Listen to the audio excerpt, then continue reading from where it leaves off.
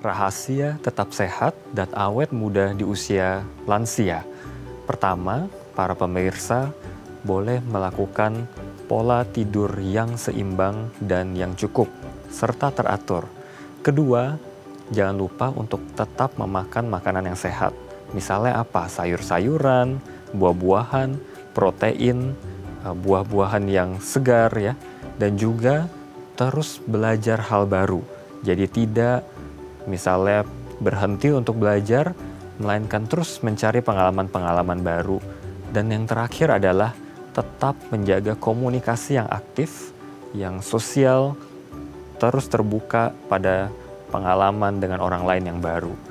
Dengan demikian, para pemirsa, masa lansia akan menjadi masa yang produktif dan bermakna bagi pemirsa dan juga orang-orang di sekitar.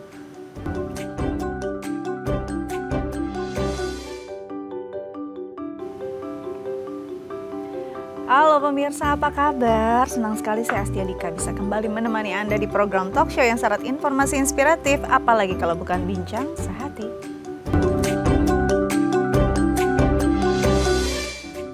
Pemirsa, bincang sehati, kalau kita bicara tentang usia lanjut atau lansia, pasti sudah banyak penurunan kesehatan karena metabolisme juga sudah menurun.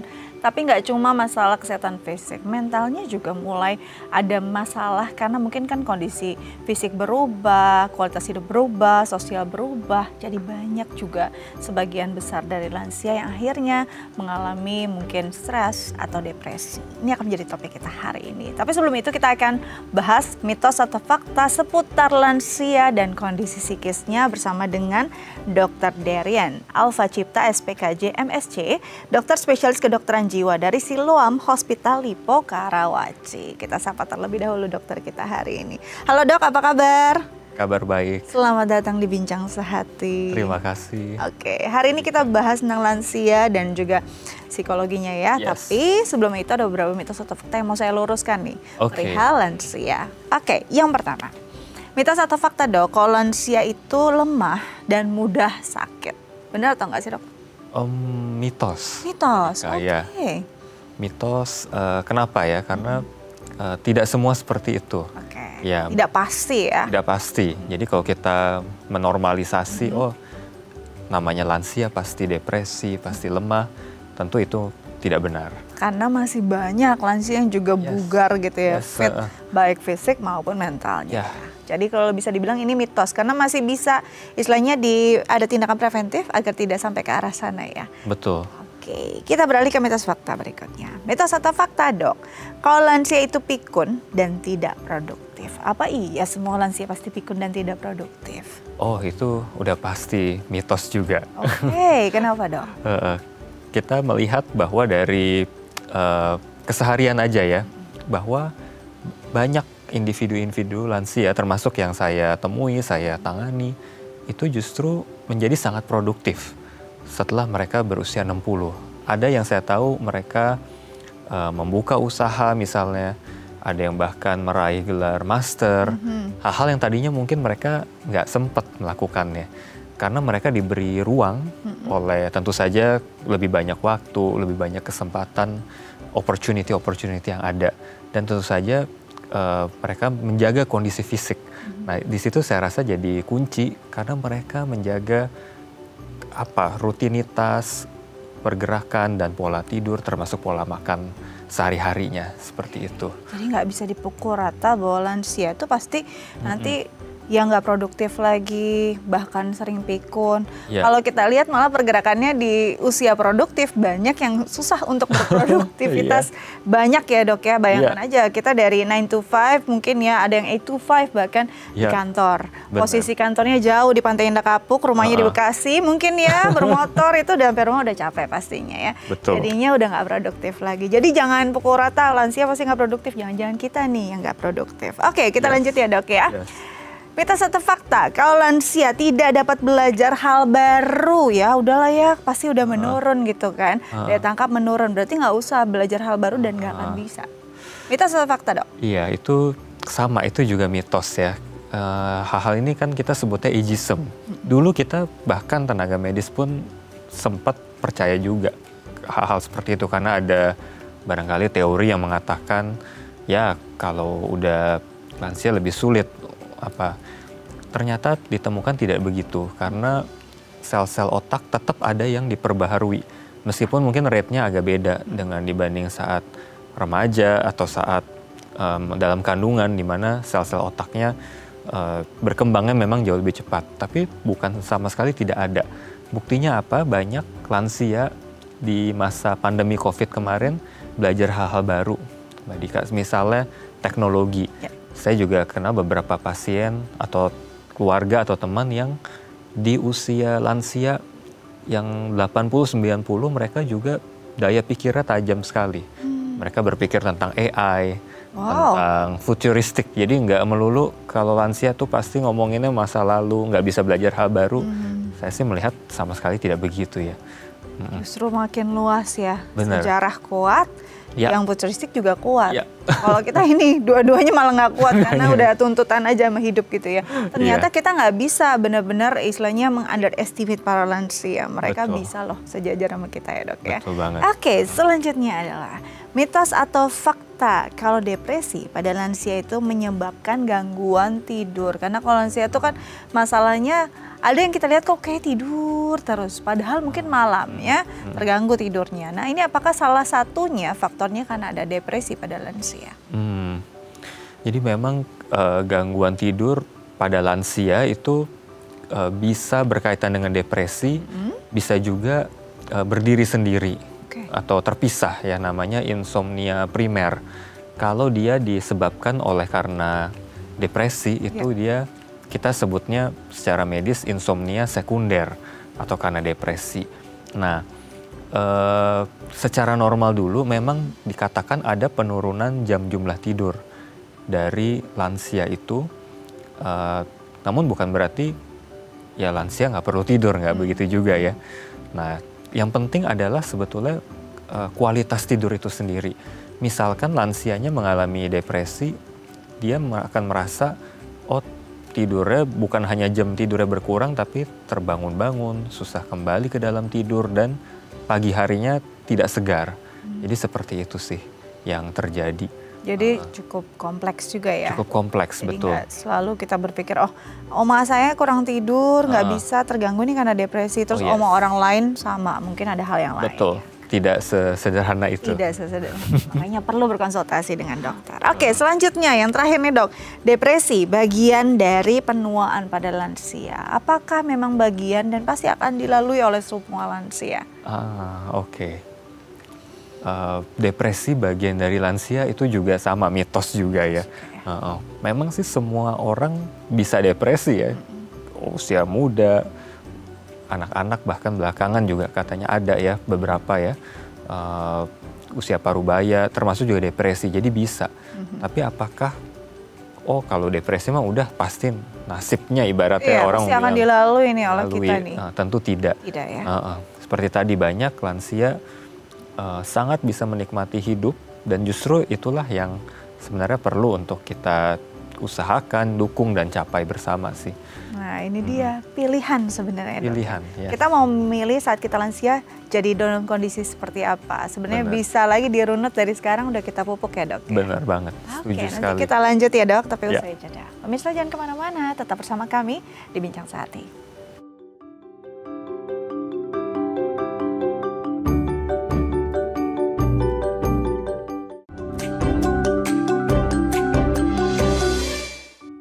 Baik pemirsa, kembali lagi bersama kami di Bincang Sehati. Kita akan bahas topik utama kita hari ini tentang depresi pada lansia. Dan bagi pemirsa di rumah yang mau langsung berkonsultasi dengan dokter kita hari ini boleh menelpon kami di 021 290 32644 atau DM ke Instagram kami di @bincangsehati.tv.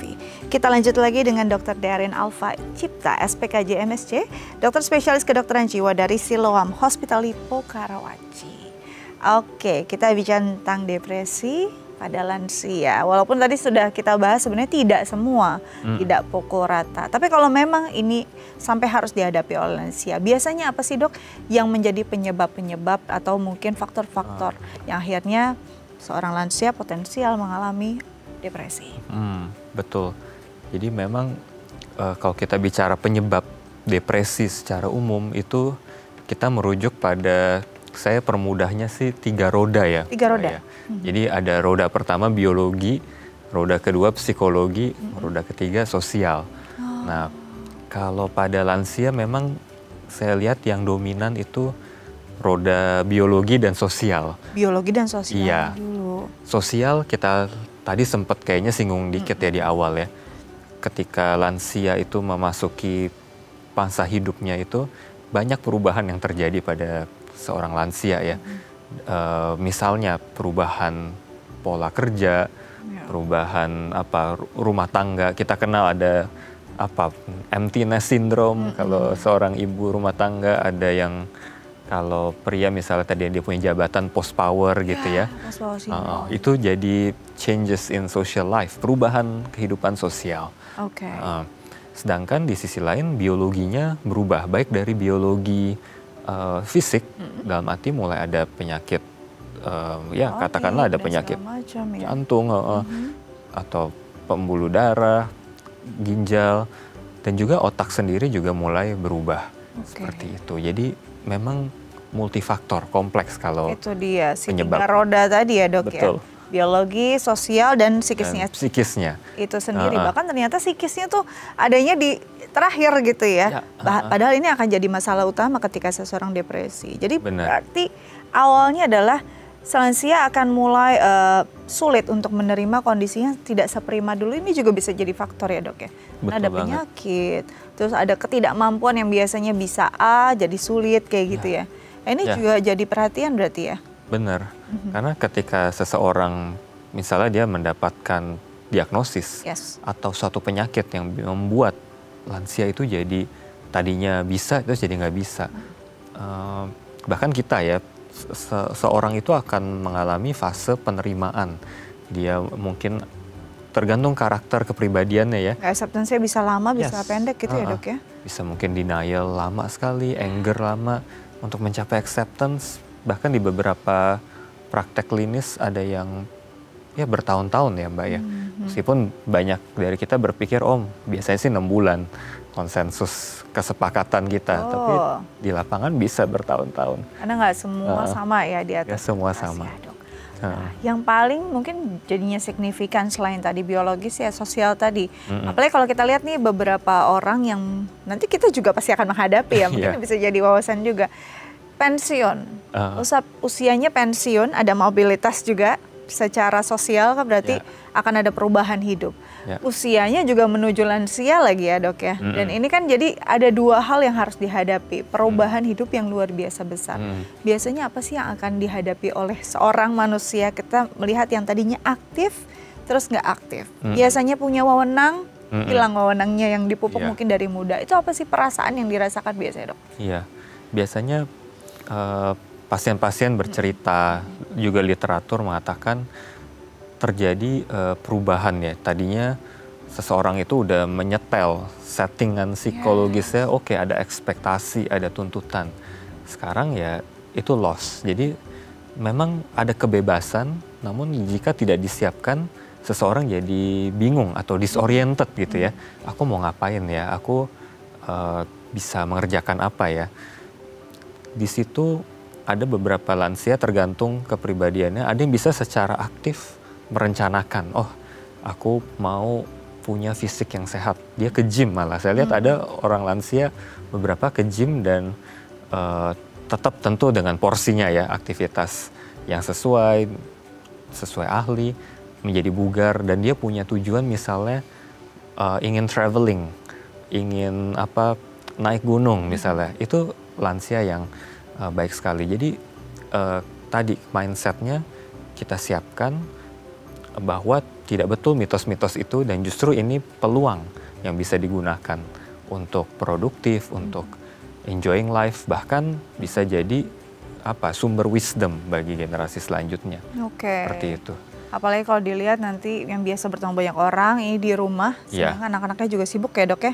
Jadi merasa sendirian dan segala macam. Nah mungkin ini apakah akan drastis atau pelan-pelan, bahkan si lansia tidak akan menyadari ketika mereka mulai ke arah depresi? Jadi memang isolasi sosial memang salah satu faktor yang sering sekali saya juga dengar bahwa ya aku merasa sendiri, kesepian begitu ya. Apakah dia drastis atau apakah dia tuh pelan-pelan, memang sangat bergantung pada lingkungannya sih. Beberapa cases saya lihat memang lumayan drastis ya. Atau bisa juga nih tiba-tiba ada loss of partner, misalnya kehilangan pasangan itu mendadak. Lalu kebetulan ada dinamika yang misalnya tidak kuat dengan anggota keluarga yang lain. Nah itu bisa terjadi cukup drastis. Di fase-fase seperti itu memang kita memang perlu memberikan support. Ya, alih-alih sikap yang judging, alih-alih sikap yang mungkin mengkritis, di situ kita perlu memberikan dukungan sosial agar seseorang lansia itu tidak merasa isolated gitu dan helpless. Karena kalau dibiarkan berlama-lama dia akan tentu spiraling down menuju kondisi depresi itu sih Mbak Dika. Ada tanda-tandanya nggak sih kalau kita melihat, pasti kan mungkin kita punya keluarga yang lansia ya di rumah ya. Tanda-tandanya seorang lansia ini ada masalah ke arah sana, kan nggak pasti langsung ke depresi kan ya dok ya? Mulai ada perubahan emosinya atau seperti apa nggak sih dok? Betul. Memang di situ yang jadi tantangan ya, mengenali tanda-tandanya. Kalau kita baca di kriteria diagnosis memang itu dibuat di Amerika. Jadi gejala depresi biasanya kesedihan, menangis, tidak minat sama sekali ya. Secara umum seperti itu. Namun pada lansia, apalagi di Asia, kadang-kadang belum tentu lansia itu cukup artikulatif, cukup verbal untuk menceritakan aku kesepian gitu. So kadang-kadang memang kita mengamati dia lebih murung, mungkin lebih diam dari jumlah bicaranya, menarik diri dari kegiatan sosial yang tadinya dia mau. Dan saya temui juga banyak yang mengalami gejala-gejala somatik, Mbak. Oh iya? Ya, misal contoh, jadi ada keluhan nyeri-nyeri yang mungkin udah dibawa ke dokter saraf, secara neurologis di MRI, di CT scan tidak ada apa-apa gitu ya. Atau misalnya gejala GERD tidak kunjung sembuh gitu, sudah dilakukan pemeriksaan yang cukup mendalam ya, misalnya endoskopi tetapi kok tidak terlalu signifikan misalnya. Itu juga bisa jadi tanda-tanda stres yang kronik berkepanjangan dan bisa menjadi awal dari suatu gangguan depresi seperti itu Mbak Dika. Jadi ketika mungkin lansia mengeluh sakit A, B, C, D, ketika sudah ada pemeriksaan mendalam tapi tidak ditemukan penyakit tertentu gitu ya. Betul. Tapi ini bisa jadi ke arah sana. Ya. Akhirnya mungkin akan diarahkan untuk berkonsultasi secara psikologis gitu ya dok ya? Betul, betul sekali Mbak Dika. Apa sih keresahan-keresahan? Atau kan pasti ada triggernya ya dok, seseorang lansia akhirnya merasakan hal-hal demikian. Bahkan sebenarnya dia tidak menyadari. Akhirnya yang dia sadari adalah nyerinya, rasa tidak nyamannya, bloatingnya dan segala macam. Nah ini mungkin seorang lansia gimana caranya bisa menyadari kok kayaknya emosi saya nggak baik-baik aja nih, kondisi saya nggak baik-baik aja. Ini kan pasti pelan-pelan dan sangat perlahan ya dok ya? Pelan, perlahan ya. Dan biasanya jadi tertunda ya, tertunda. Ada yang bulanan, ada yang pernah juga ke saya tahunan ya.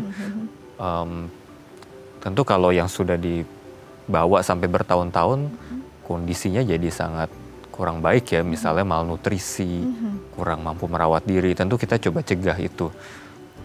Biasanya tanda-tanda yang kita bisa kenali itu paling awal tadi ya, dia kok jadi menarik diri. Oh, jadi menyendiri. Kehilangan minat akan apapun ya. Kita sebutnya di medis itu anhedonia.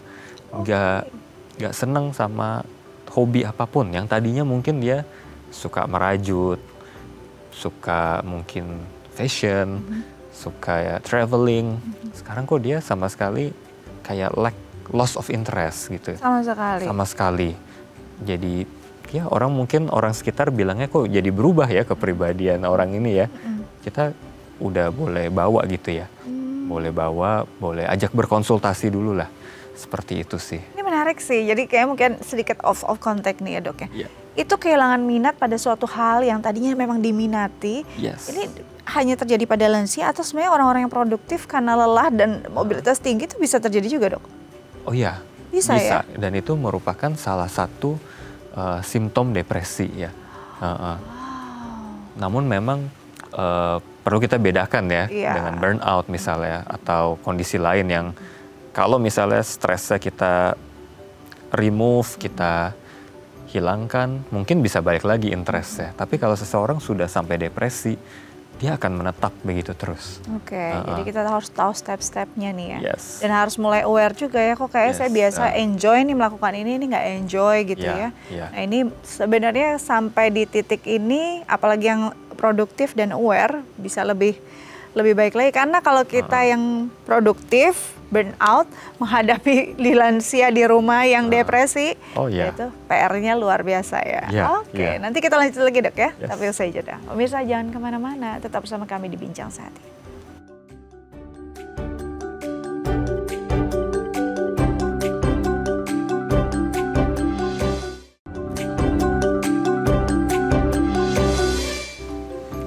Ya pemirsa, kembali lagi bersama kami di Bincang Sehati. Kita masih membahas topik utama kita tentang atasi depresi pada lansia. Dan bagi pemirsa di rumah yang mungkin punya pertanyaan terkait tema kita hari ini, boleh menelpon kami di 0212903264 atau DM ke Instagram kami di @bincangsehati.tv. Kita lanjut lagi dengan Dr. Darin Alfa Cipta, SPKJ MSc, dokter spesialis kedokteran jiwa dari Siloam Hospital Lipo Village. Oke, tadi kita mulai masuk pada gejala, terus tanda-tanda gitu ya. Itu mungkin yang pas awal-awal gitu ya, Dok ya, mulai kayak kok yang tadinya passion jadi enggak gitu. Terus mulai ada emosi yang kayaknya dulu responsnya nggak begini nih kok jadi respons berlebihan gitu. Nah di tahap itu, posisi itu apakah sudah masuk ke depresi atau baru gejala awal? Atau mungkin ada tahap lanjutan nih setelah kondisi yang demikian kalau nggak ditindaklanjuti? Baik. Jadi untuk mengenali terlebih dahulu, tadi kita sudah bahas itu adalah tanda-tanda depresi.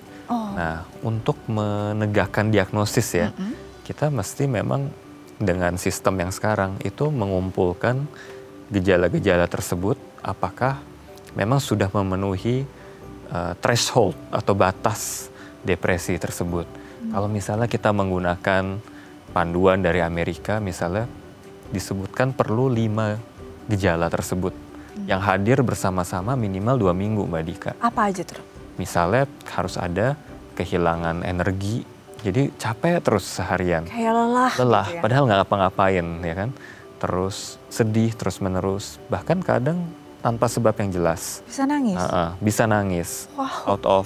Mereka bilangnya out of nowhere, nggak tahu kenapa, pokoknya sedih aja. Lalu kehilangan minat tadi, perubahan nafsu makan, perubahan tidur, ya maksudnya perubahan nafsu makan, ada yang makannya tambah banyak, ada yang nggak mau makan sama sekali, bisa begitu. Jadi tambah banyak juga bukan berarti baik-baik saja, bukan berarti baik-baik saja. Pinter makannya enggak ya? Iya, enggak. Tidur juga sama, ada yang jadi insomnia, ada yang jadi kita sebutnya hipersomnia, tidur mulu, nggak pengen bangun-bangun gitu ya. Itu 5 dari 9 gejala lain ya. 9 gejala lain tuh ada 4 lagi berarti ya, kan. Apa tuh, Dok? Misalnya konten pikiran. Jadi berasa hopeless terus, pesimis. Kalau bicara sama dia, arahnya akan pesimis. Udahlah, nggak gitu-gitu ya, Dok ya. Impossible, pokoknya negative outlook. Lalu guilty, yang kita merasa ini bukan salah kamu, tapi dia very guilty. Konten-konten pada lansia biasa seperti itu. Dan kemudian bisa jadi sampai tindakan-tindakan, kalau yang berat sekali ya memang ada keinginan melukai diri, ada keinginan menyerah saja, seperti itu sih. Walaupun tidak ada masalah yang signifikan gitu ya, Dok ya? Bagi kita. Bagi kita, beliau kita nggak tahu. Kita nggak tahu. Karena dia tadi dalam kondisi depresi, kita bisa analogikan barangkali seseorang tuh pakai kacamata hitam ya. Jadi melihat semuanya memang lagi hitam gitu.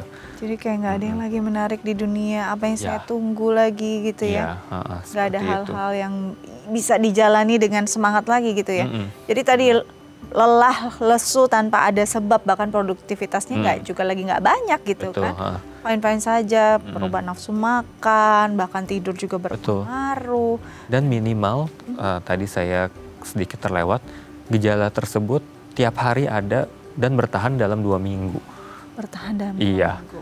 Jadi bukan ya karena hari ini mungkin ada sedikit berantem atau sedikit masalah, besoknya begitu, tapi terus bisa rebound, ya mungkin itu belum beda.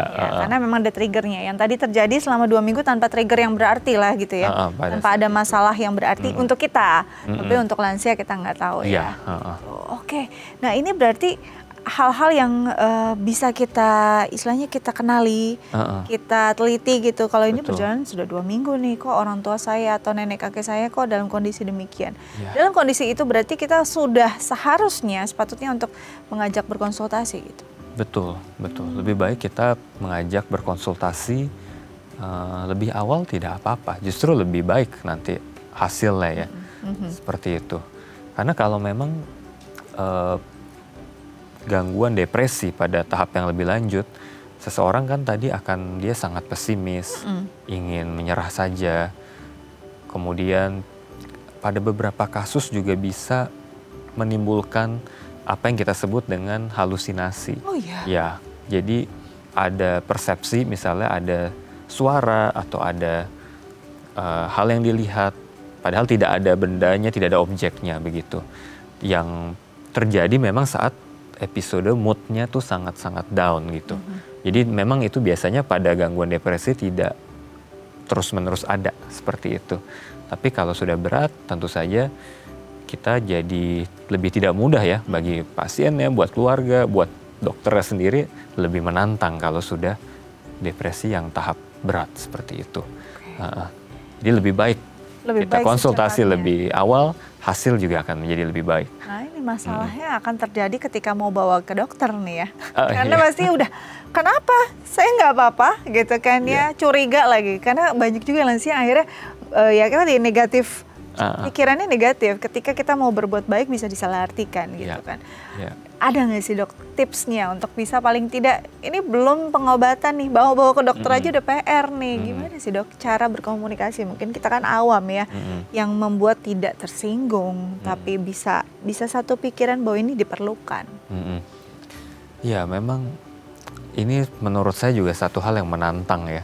Karena kita ada stigma di masyarakat dan itu mesti kita kurangi pelan-pelan, salah satunya dengan apa yang kita sedang lakukan. Ya, hari ini ya, bahwa depresi itu sangat bisa untuk diatasi dan juga sangat mungkin bagi seorang lansia itu untuk mendapatkan hidup yang bermakna. Nah, seperti itu. Nah, sekarang gimana caranya kita untuk coba berkomunikasi dengan seseorang yang kita rasa depresi ya, khususnya lansia. Tentu kita hindari terminologi yang bisa dianggap judging buat dia.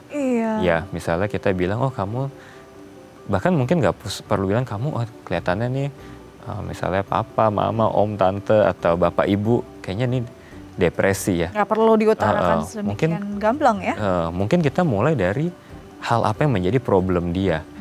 Misalnya spesifik aja, susah tidur, atau kok tampaknya lagi nggak semangat nih, lesu gitu ya. Ada hal yang bisa dibantu gitu. Ayo kita mungkin pakai bahasa-bahasa yang netral ya. Misalnya kita bisa ajak check up begitu ya. Karena memang kesehatan pada lansia harus dilihat secara holistik. Holistik juga. Meskipun kita bicara kesehatan mental, tapi kita harus address fisik. Ya kan? Jadi di situ kita bisa jadi semacam pintu masuk menurut saya untuk mungkin mengedukasi, mengajak lansia untuk check up seperti itu. Jadi memang kan check up untuk lansia ini diperlukan untuk dilakukan berkala juga ya dok ya. Ini jadi pintu masuk ya. Cek kesehatan keseluruhan, tapi masukkan poin untuk mentalnya juga gitu ya. Karena itu sangat-sangat berhubungan, mind and body medicine ya, tidak bisa dipisahkan. Kita beberapa kali saya juga menyarankan pasien untuk mengecek hormon tiroid misalnya. Yes. Karena kita tahu hipotiroid, tiroid yang rendah bisa menimbulkan gejala yang seperti depresi. Pasien akan menjadi depresi. Seperti itu. Kita sebutnya itu depresi yang organik, yang karena memang gangguan hormon. Dan itu sangat bisa diobati dengan pemberian hormon tiroid. Lalu pada lansia atau pralansia sih biasanya yang perempuan bisa jadi ada menopausal atau perimenopausal syndrome yang salah satunya adalah gejala paling sering memang cemas, tapi bisa juga depresi. Itu memang ada faktor-faktor hormonal. Jadi kita bisa masuk dari check up dan juga mungkin addressing problem spesifiknya apa. Daripada kita misalnya langsung menjudge, oh kamu depresi, oh kamu nih dengan kata-kata yang menstigma seperti itu. Yang biasanya tentu jadi di-reject, ditolak oleh yang bersangkutan gitu sih. Karena kita harus ya tadi betul ya, berangkat dari holistiknya dulu, dilihat dulu nih ketidaknyamanan ini jangan-jangan berangkat memang dari ada penyakit fisiknya juga ya gitu ya. Baru ketika tidak ditemukan kita mengarah pada kondisi mentalnya seperti apa, karena ternyata banyak sekali yang bisa jadi penyebab, bahkan ini jadi dua gitu ya, dua sisi yang diserang. Nah, pemeriksaan lanjutannya seperti apa sih? Kalau misalkan sakitnya badan kan ada labnya dan segala macam. Nah kalau depresi pada lansia terutama, pemeriksaan apa yang akan tepat dan bisa diterima nanti kita akan tanyakan usai jeda ya dok ya. Pemirsa jangan kemana-mana, tetap bersama kami di Bincang Sehati.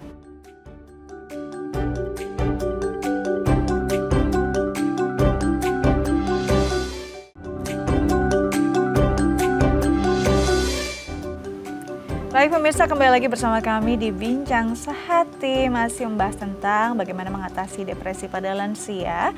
Dan bagi pemirsa di rumah yang mungkin mau berkonsultasi langsung dengan dokter kami, boleh menelpon di 021 290 32644 atau DM ke Instagram kami di @bincangsehati.tv. Kita lanjut lagi dengan Dr. Darin Alfa Cipta, SPKJ MSc, spesialis kedokteran jiwa dari Siloam Hospital Lipo Village ya. Oke.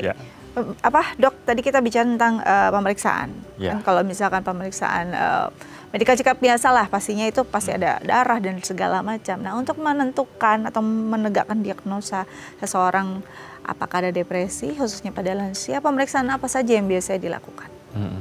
Baik, jadi memang di konteks psikiatri atau mental health secara umum, untuk menegakkan diagnosis pertama kita memang menggunakan wawancara dan observasi klinis. Itu sebagai saat ini kami sebutnya golden standard, yang menjadi standar baku emas lah kami bilangnya ya. Dan tentu itu tadi berdasarkan kriteria diagnosis, berdasarkan pengalaman dan juga perbandingan kita ya dengan apa yang normal seperti itu.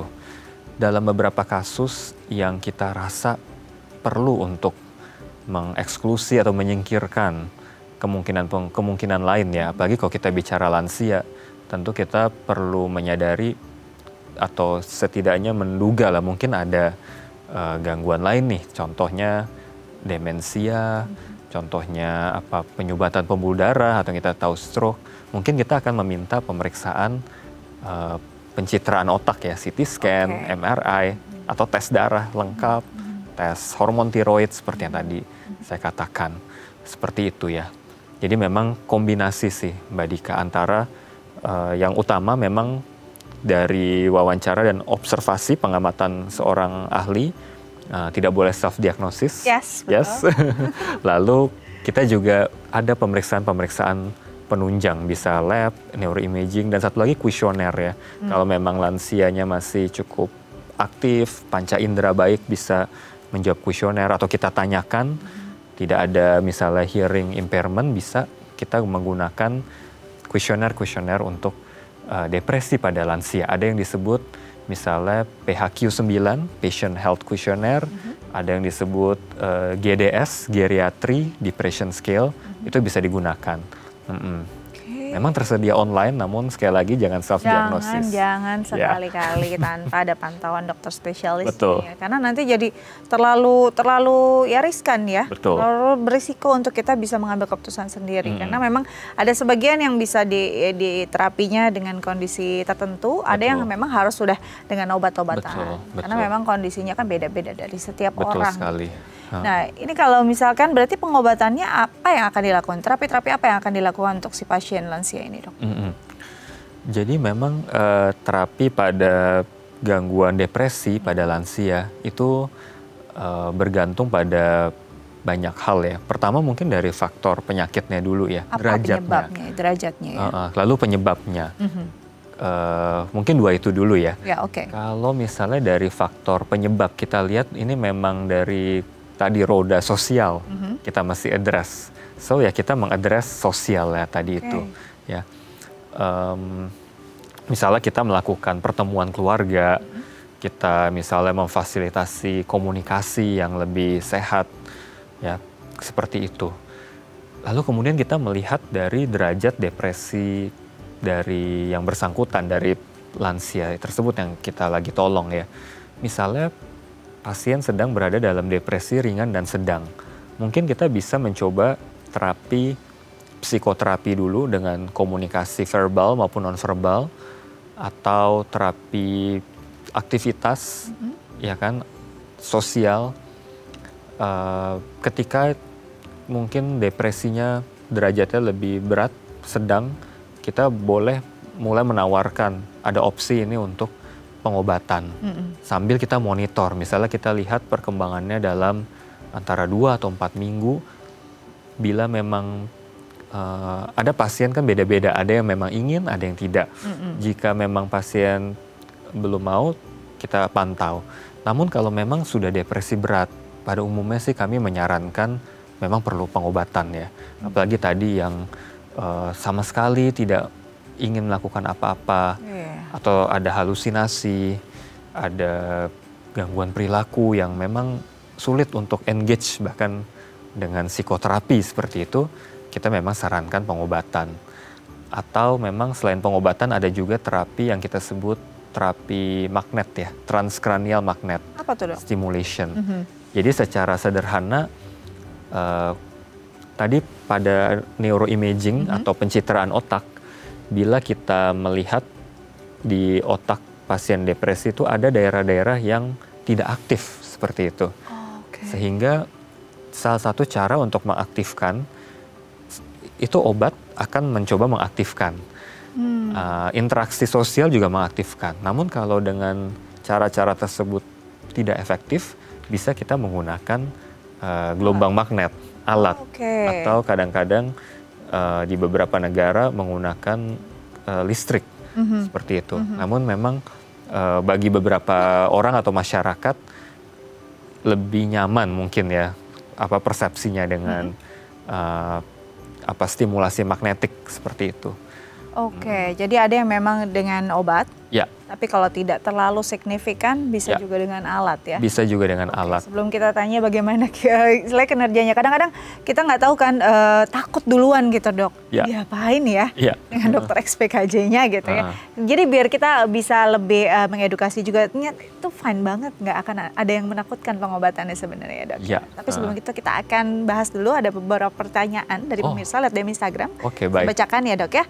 Dari @Zahra. Dok, kakek saya didiagnosa depresi ringan dan diberikan obat antidepresan oleh dokter. Efeknya ngantuk dan badannya juga lemas. Apakah bisa, Dok, jika depresan diganti atau memang semua antidepresan memiliki efek yang sama? Nah, ini memang bukan keluhan ya, tapi experience dari banyak orang yang memang minum antidepresan.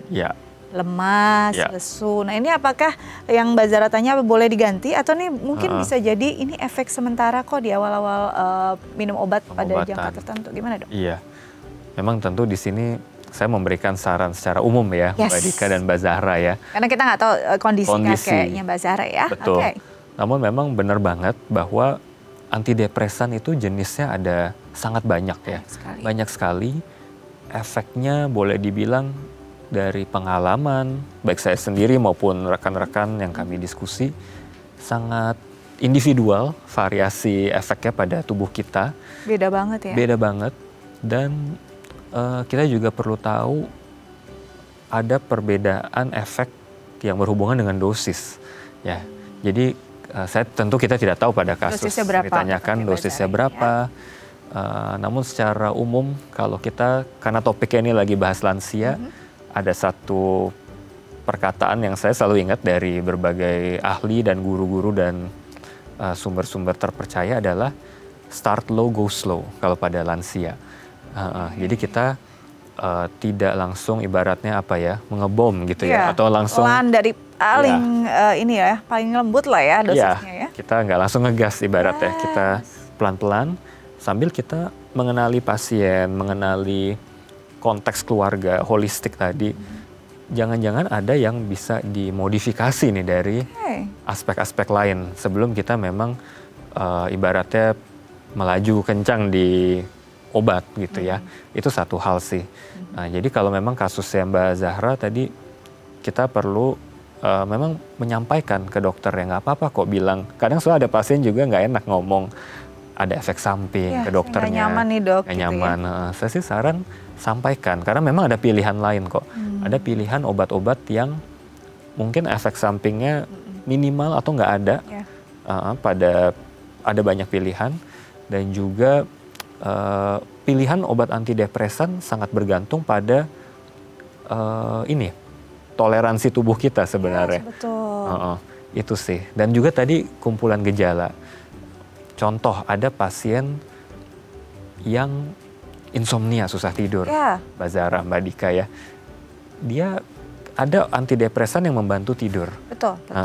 Ada juga yang tidak terlalu membantu tidur. Jadi itu bisa didiskusikan di sesi sih ya. Jadi harus tahu juga kita, bukan harus tahu, kita harus terbuka pada simptom yang memang terjadi pada diri kita gitu ya dok. Betul, terbuka, kolaboratif, dan memang benar pada beberapa kasus tadi di awal pertanyaan, apakah ini sementara? Ya biasanya 1-2 minggu agak-agak seperti itu tuh, agak-agak penyesuaian kita bilang ya. Apalagi kalau dosisnya memang agak tinggi sih. Kalau dosisnya agak rendah, biasanya banyak pasien juga bilang nggak terlalu berasa, nggak sensasi beda, sensasi nggak enak, seperti itu. Oke, jadi itu dia Mbak Zahra. Mungkin bisa berkonsultasi lagi langsung terhadap dokter spesialisnya. Apakah ini memang efek samping ini akan dirasakan jangka panjang? Ada nggak formulasi yang lain gitu? Atau boleh juga langsung ke dokter Darian ya? Oke, nanti kita akan lanjut lagi tapi usai jeda. Pemirsa jangan kemana-mana, tetap bersama kami di Bincang Sehati.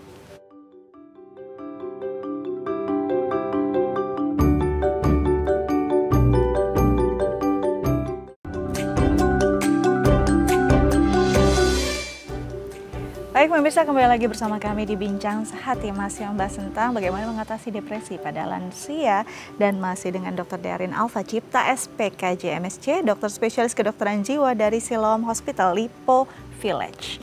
Oke, dok, tadi aku tertarik pada yang mengaktifkan magnet-magnet tadi ya. Ini ada yang dengan sifatnya oral, ada yang memang alat.